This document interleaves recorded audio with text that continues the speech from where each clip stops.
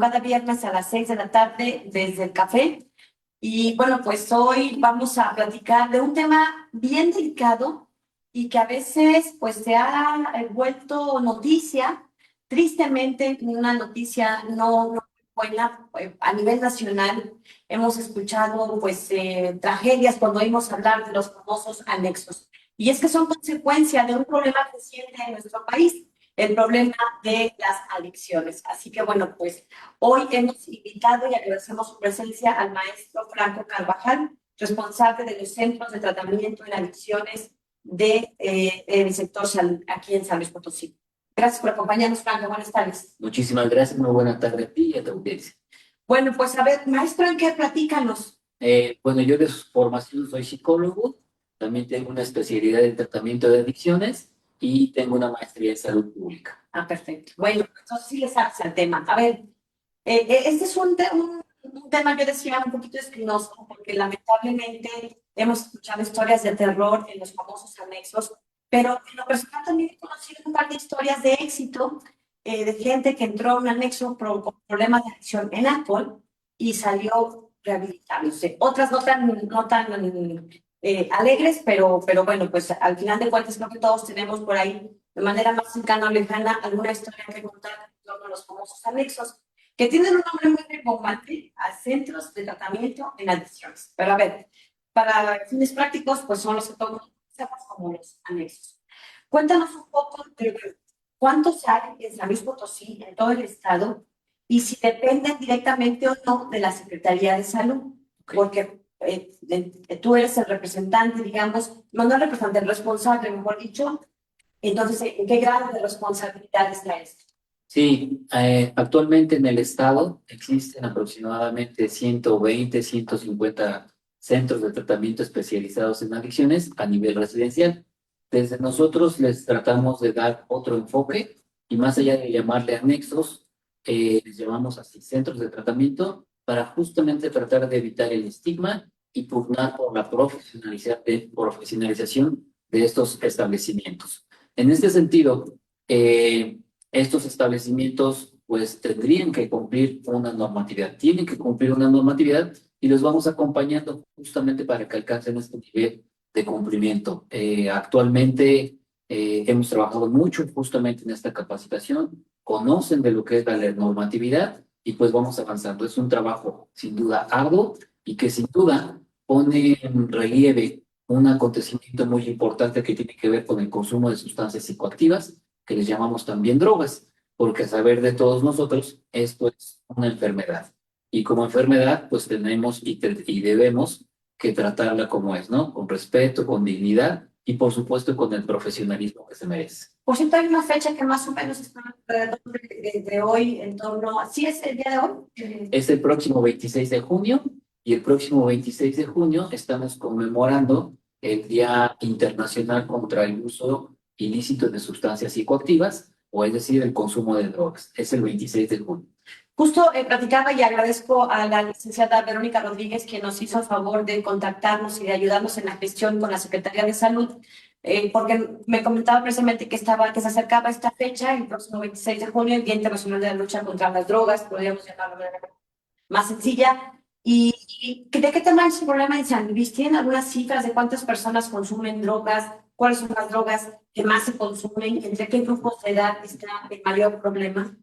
Bueno, habríamos que hablar justamente que la principal dificultad que tenemos a nivel nacional, estaríamos hablando que es el consumo del alcohol, el consumo del tabaco, consumo quizá de los inhalantes, el consumo de medicamentos fuera de prescripción médica, y me estoy refiriendo específicamente entonces al consumo de drogas que son conocidas como legales o permitidas, que no por legales o permitidas quiere decir que sean saludables. Nos esmeramos muchísimo en este sentido sobre la prevención. Afortunadamente en San Luis Potosí, nuestros niveles de consumo, principalmente a nivel de experimentación, a nivel de alguna vez en la vida, está por debajo de la media nacional. Esto es muy importante porque en muchas ocasiones nos alarmamos ante un consumo, pero seguramente este alarme es hacia los consumos de sustancias que son ilegales. Entonces, la invitación es a los padres, es a los maestros, a los profesionales de la salud y en general a la comunidad, a poner los ojos en las drogas que son legales. Alcohol, tabaco y ahora está mucho de moda los vapeadores o que en un término amplio les llamamos nosotros sistemas de administración de nicotina, sistemas electrónicos de administración de nicotina, porque no solamente hay vapeadores, hay otros dispositivos.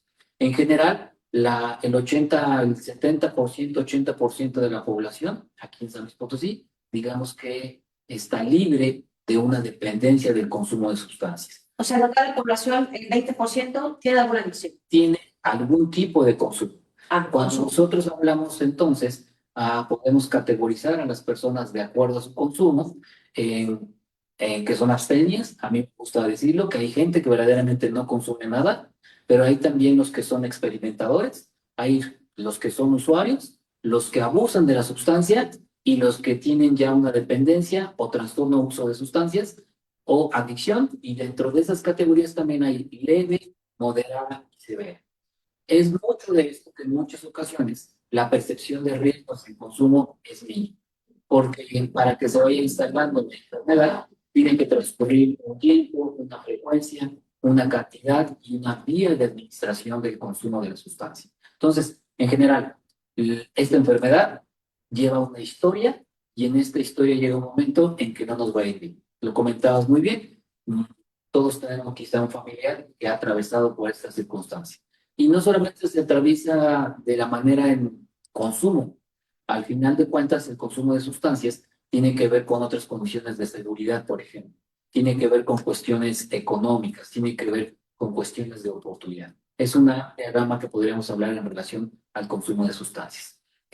¿Cuál es la edad en la que están los jóvenes empezando? Porque yo leí una estadística hace algunos años, porque entiendo que recientemente a nivel nacional no se ha vuelto a aplicar esta encuesta que se hacía antes, que era una gran herramienta, creo yo, para mapear cómo estaban nuestros jóvenes, nuestros niños, nuestros adolescentes.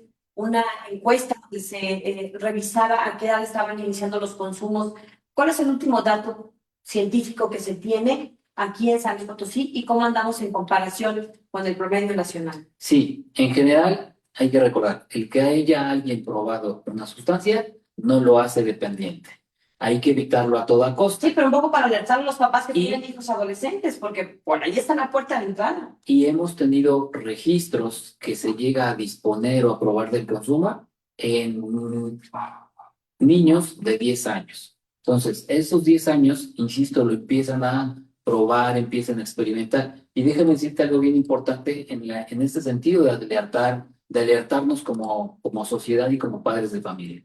La verdad es que el primer lugar que quizá inicien a experimentar no es en la calle, no es en la escuela, no es con sus amigos, es en la misma casa, puesto que no se tiene la percepción de riesgo ante el consumo. ¿Qué trato de decir? Que en pro de querer cuidar o instrumentar soluciones en nuestros hijos, les ofrecemos. O bien nosotros mantenemos una conducta de consumo en donde la permisividad y la disposición de la droga, valga la expresión, está al alcance de estos niños de 10 años en adelante. En general, en todo nuestro país son las cifras que se tienen de 10 años.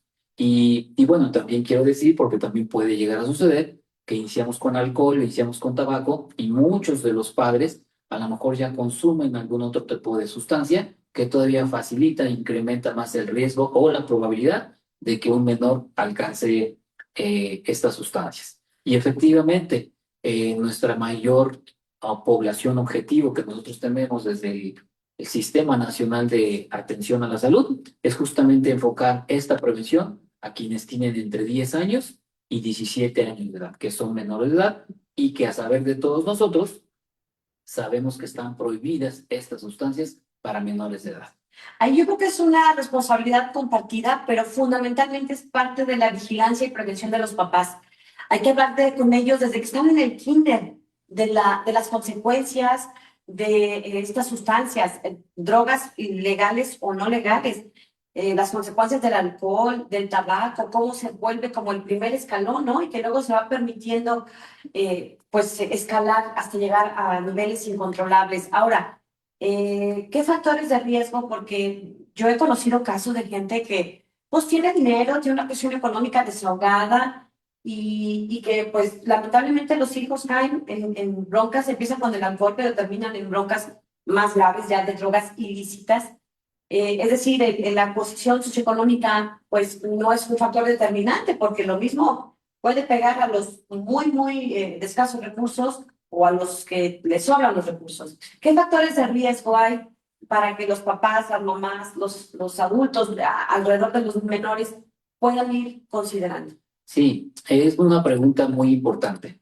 Consideramos nosotros los factores de riesgo todas aquellas condiciones personales, familiares y sociales que pueden incrementar la probabilidad de que un menor o con una persona se acerque al consumo. Ajá. No distingue, por supuesto, edades, no distingue posición económica, ni siquiera educación. Y es muy importante porque antes de que una persona inicie con su consumo, hay ciertas condiciones que pueden favorecer. Entre ellas es tener trastornos de ansiedad, por ejemplo, trastornos de depresivos, por ejemplo, algunos trastornos en el desarrollo que tienen que ser evaluados por un especialista. Estoy hablando justamente de la permisividad que a lo mejor existe en los padres. Sí, también es cierto, la disponibilidad de la droga o de la sustancia es un factor muy importante. El que los padres, por ejemplo, consuman es un factor de riesgo muy importante. El que no tengan una disfuncionalidad familiar, dificultad para establecer reglas. Y digo a propósito disfuncionalidad porque en muchas ocasiones consideramos que una familia que se encuentra desintegrada es un factor de riesgo.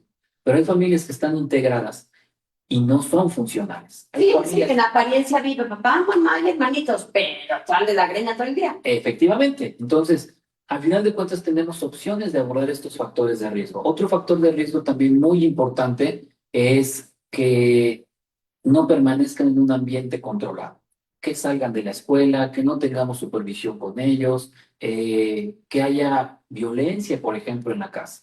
Esos son los factores de riesgo de alguna manera más importantes que pueden existir. En general, creo que todos tenemos un aparato regulador, un sistema regulador que nos dice algo está sucediendo y ante esa situación es propicio y es prudente que solicitemos la ayuda de un profesional. Otra cosa es que no queramos darnos cuenta o que nos dé flojera y estamos aquí en el celular viendo a todo dar y estoy en el Face y estoy en el Instagram o estoy en el TikTok y los chavos, pues, ay, creo que salía como a la 1 de la escuela, ¿no? Y llega a las 3, 4 de la tarde o al revés, está en el turno vespertino, pues creo que salía a las 7, pero llega a las 9, se ha venido con los cuates, pues sí, pero ¿qué andaban haciendo? ¿Dónde estaban? Todas esas reglas, esos límites, esa vigilancia, pues es necesaria porque son adolescentes y porque no están con la formación y la madurez ni siquiera del cerebro, ¿no? Que necesitan.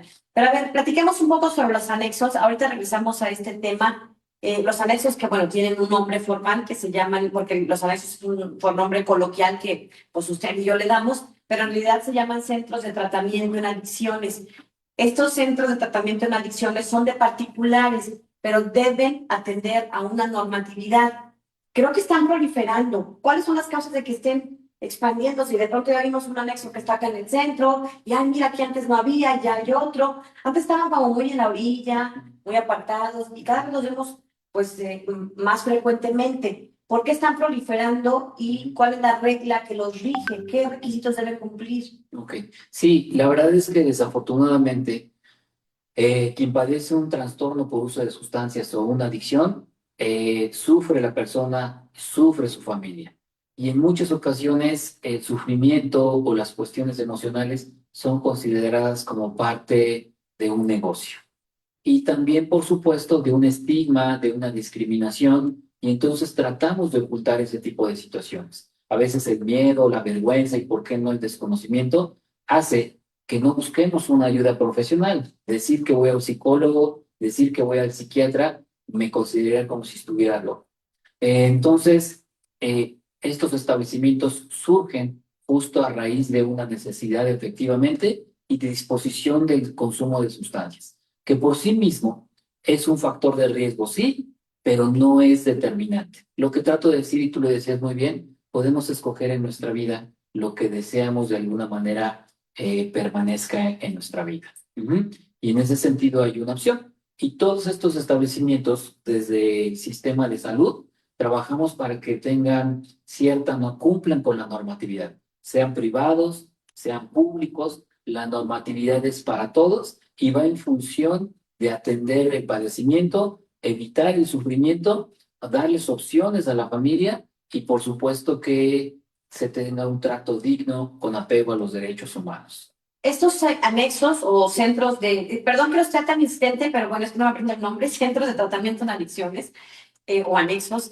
son lugares en donde, y hay de muchos niveles, de los muy, muy caros, que son todo un spa y a todo dar ahí las instalaciones, o los muy, muy, muy austeros, en donde las condiciones realmente son muy paupérrimas, deplorables.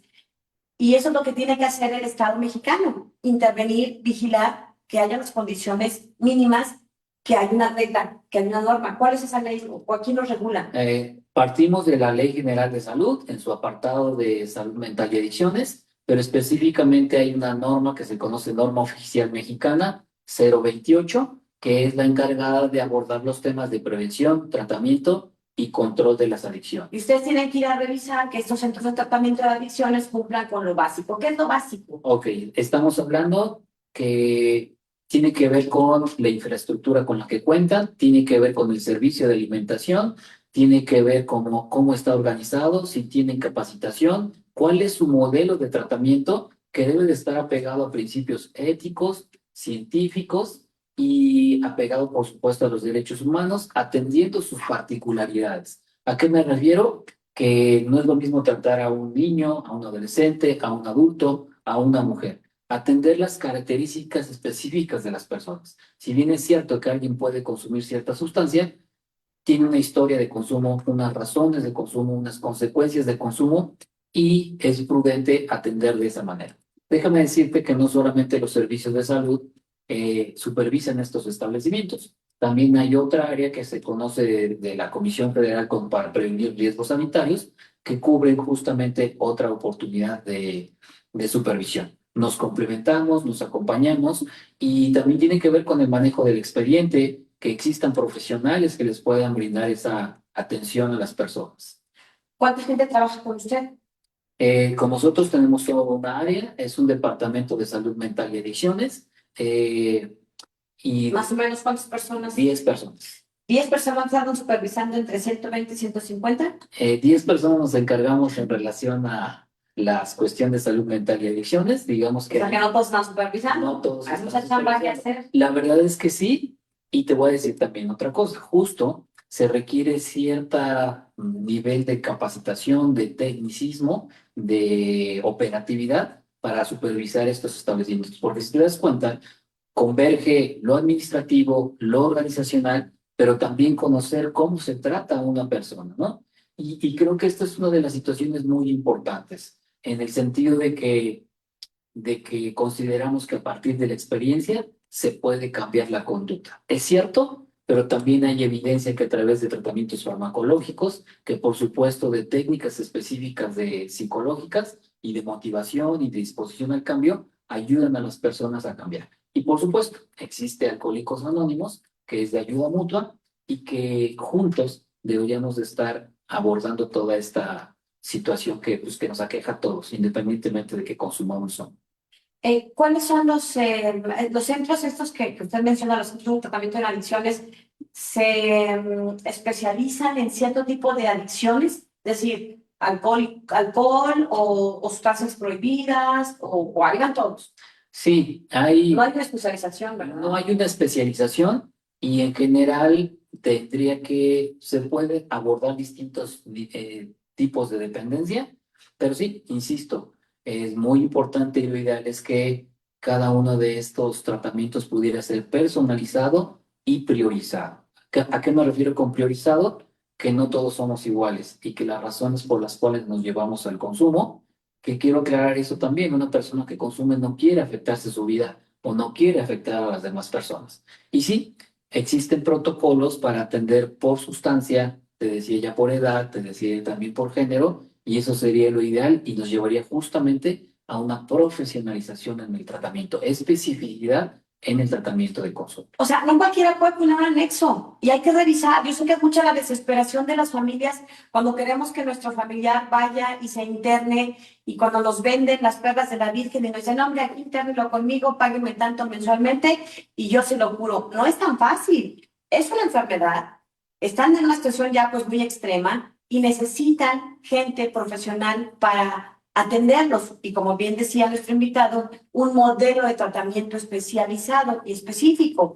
Entonces, bueno, pues no se crea de cualquier centro, revise los antecedentes, revise que estén pues supervisados por lo menos por esta red de centros de tratamiento en adicciones que están pues siendo vigilados, supervisados por el sector salud porque pueden caer en manos de charlatanes o de gente que no tiene muy buenas intenciones, sino que solo busca una ganancia económica, ¿no? Y ahí los andan con modelos de tratamiento bastante negativos, ¿no? Que si los bañan con agua fría y que si los andan tableando y que si no sepan las historias de horror hemos oído en las noticias en los últimos años en donde lamentablemente en nuestro país está incrementándose el problema de adicciones, sobre todo en los jóvenes.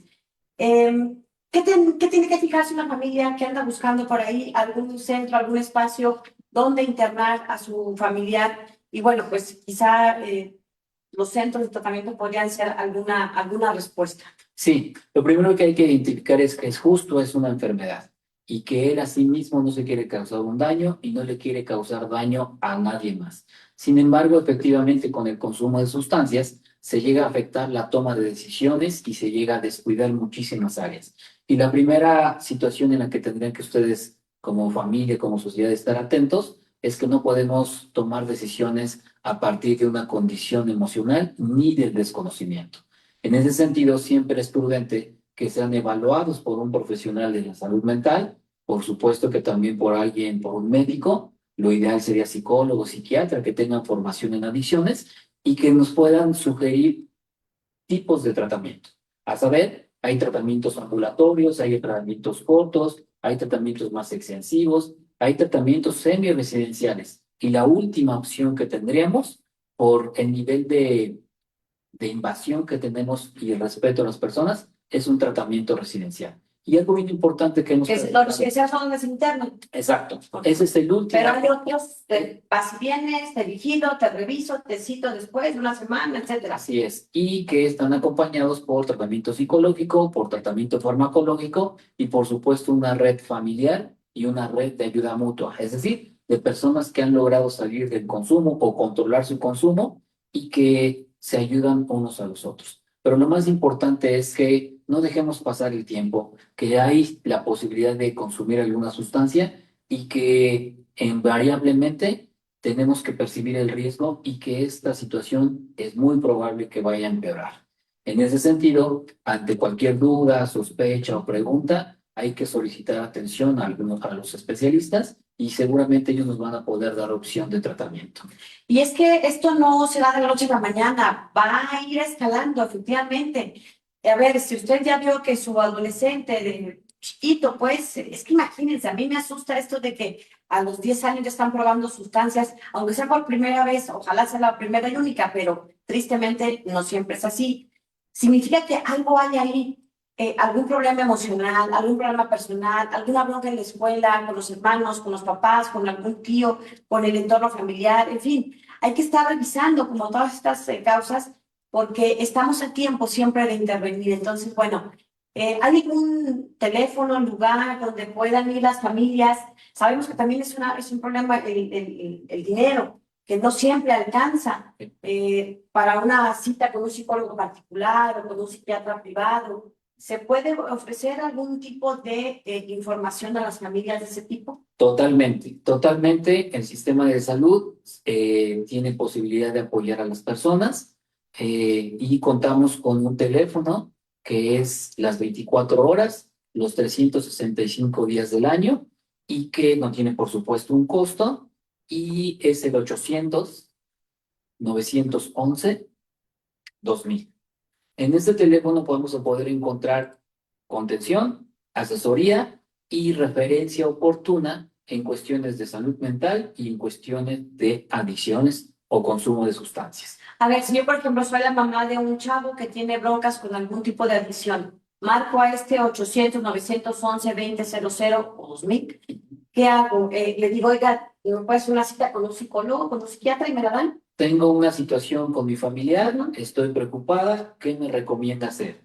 Le van a preguntar de dónde es usted, dónde vive, cuáles a lo mejor algunas condiciones básicas, Para describir la problemática. la problemática y poderlo dirigir al centro de tratamiento que le quede más cercano.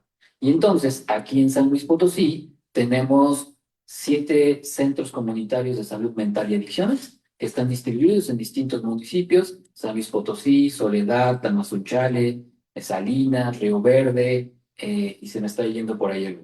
Pero son estos 7. Estos siete centros comunitarios sí pertenecen, sí dependen absolutamente del sector salud. Así es, totalmente. Estos no son anexos privados. Así es tratamiento ambulatorio, hay psicólogos, trabajadoras sociales que nos pueden ayudar a identificar los factores de riesgo, reducir o controlar los factores de riesgo y favorecer los factores de protección. Y algo bien importante, son gratuitos, totalmente gratuitos. Pero también en el Sistema Nacional de Salud, en el sistema de salud, contamos con centros de integración juvenil, por ejemplo, que es San Luis tiene centros de integración juvenil. tiene un centro de integración juvenil y son especialistas en tratamiento, prevención y rehabilitación de las ¿Dónde sustancias está? adictivas. Está en la calle de Madroños, ahí por Dalias, 294, 394. Ahí pueden encontrar sus oficinas. Y ahí, por ejemplo, se tiene psiquiatra, se tiene psicólogo, y la verdad es que sí tiene ahí un costo de recuperación, pero es justo de recuperación. Te estoy diciendo que la consulta de psiquiatra o psicología está entre 50 y 70 pesos. Entonces está al alcance de todos, ¿no? Y me parece muy importante reflexionar en este sentido, porque en muchas ocasiones nos descuidamos de lo importante que es la vida. ¿A qué me refiero? Lo importante de la vida es poder cuidar nuestra salud y, por supuesto, nuestra salud mental, porque estarás de acuerdo conmigo que después de ahí podemos obtener más cosas. O si no cuidamos esto, en realidad pues tampoco nos pertenece nada de lo de allá afuera. Entonces la oportunidad de cuidar nuestra salud es muy importante, es básico y de ahí nos va a permitir hacer muchas otras cosas. También Sí. contamos, por ejemplo, con el Instituto Temazcali, que el Instituto Temazcali tiene internamiento, por ejemplo, y también se maneja una cuota de recuperación, pero también tiene su área de prevención y también tiene su área de tratamiento ambulatorio. Y justo ahí se va determinando cuál es la intervención más favorable para el familiar, pero también para el consumidor. A ver, si yo se preguntaba por los más jovencitos, y perdón, pero a ver, si tenemos por ahí un adolescente y estamos sospechando, pero no nos animamos, como mamás, como papás, ¿qué pueden hacer? ¿Le preguntan al chavo o hablan hasta 800? ¿Qué se hace? Cualquiera de las dos opciones son buenas, ¿no? Y lo que es bien importante es, quiero poner una analogía, un ejemplo. Si nosotros vemos a un niño pequeño que se está acercando a una escalera, cualquiera de nosotros iríamos a poderlo apoyar. O vemos que está por cruzarse una calle, No te atravieses, ¿no? Lo primero que uno hace es instintivamente. lo apoyamos. Y en muchas ocasiones, por mecanismos de defensa psicológicos, a veces tratamos de evitar ese tipo de situaciones porque efectivamente representan un riesgo. En salud mental no tenemos un referente como en la salud física. No estoy sangrando, no estoy supurando, no está inflamado, no tengo expuesto el hueso. Y en la salud mental sí vemos y atendemos esas condiciones, en el mejor de los casos. Pero en salud mental, ¿qué hacemos cuando estamos tristes, cuando estoy desesperado? Es que a veces no se nos nota. Ese es el Exacto. problema. Exacto. Que efectivamente no traes aquí la cortada, no traes la hinchazón. La salud mental es invisible. Y cuando nosotros nos atrevemos a decir, me siento triste, es probable que el otro minimice lo que yo estoy sintiendo.